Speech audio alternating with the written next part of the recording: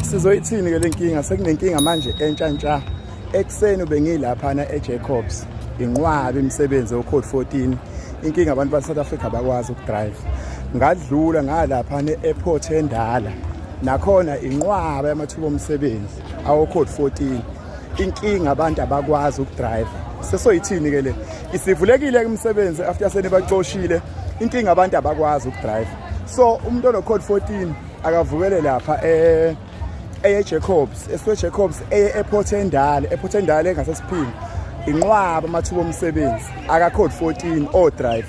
Inkinga abantu abakwazi ukudrive. Baniyeziwe ama-truck bahluleka ureverse, bahlulwa ama-truck. So umsebenzi inqwaba. Sesinenkinga ukuthi manje abasakwazi ukudrive. Iyona inkinga esikhona. Imisebenzi isikhona. Inkinga abantu abakwazi ukudrive Code 14 but banama license. Code 1408. Code 1408. Code 14. Awudlulisa umthetho emva kwakho. Code 14. Code 14. Code 14. Code 14.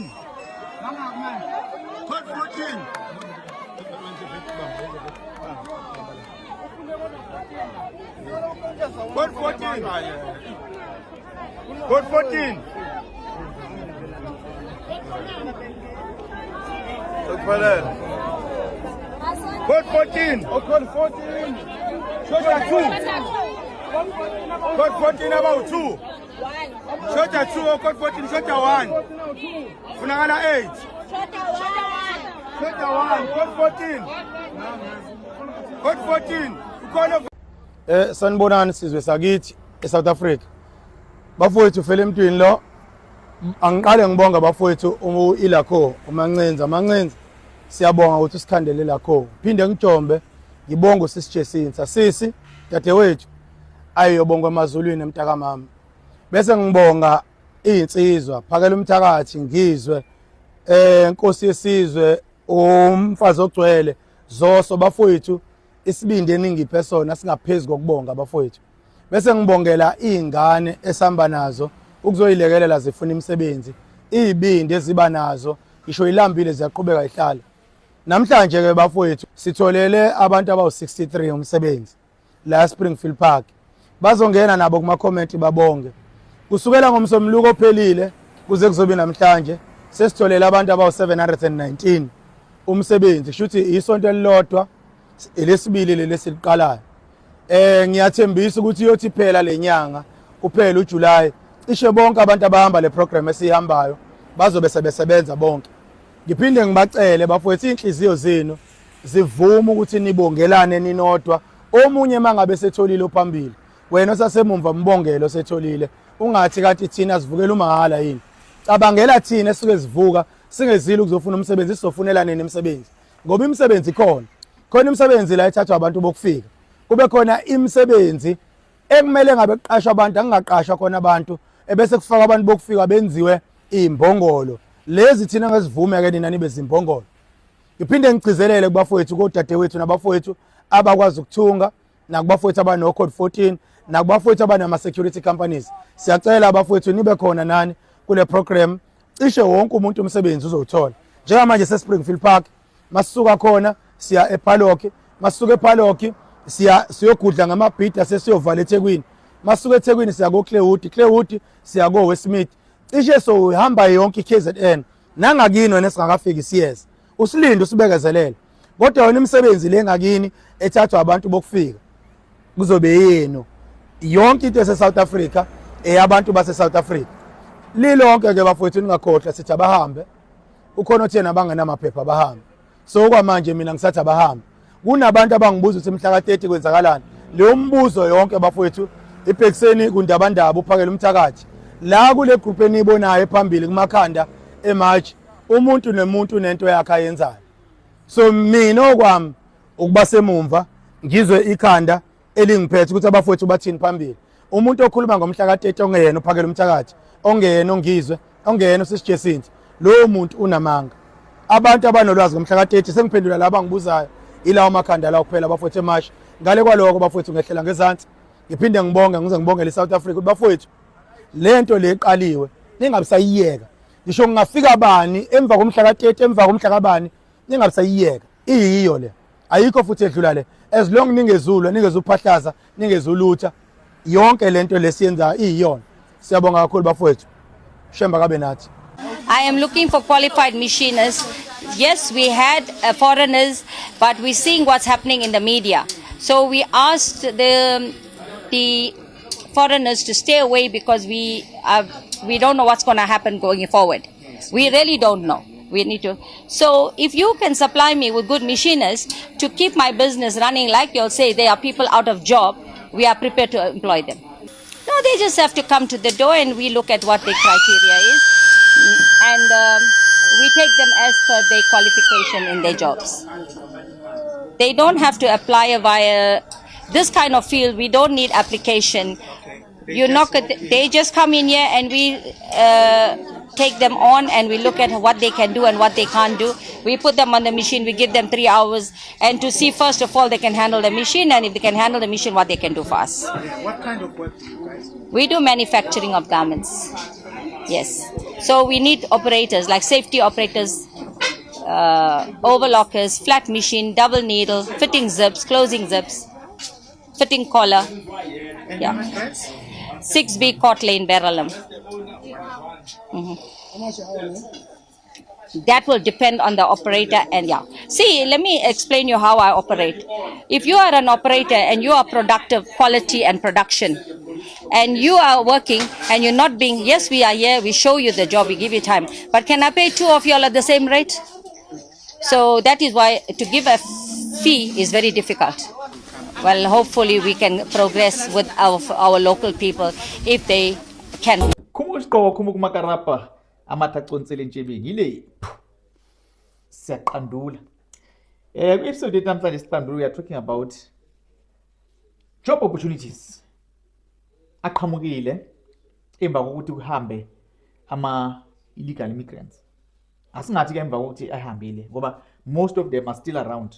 Basekhona abanye siyabona ke abaseMalawi naba bahlanganisiwe laphana ke balungiselwa indaba ye-transport yokuhamba, even though ke kubonakala ngathi ugovernment waseMalawi was only prepared to deport 3,000. Was only prepared to transport down to about 3,000, but now it looks like people are arriving at pace exakile, abantu sebeze baba ngaphezulu ka 30,000, okwenza ukuthi ke manje nohulumeni waseMalawi abe senkingeni ke manje yokuthi no, this is not what we were prepared to help.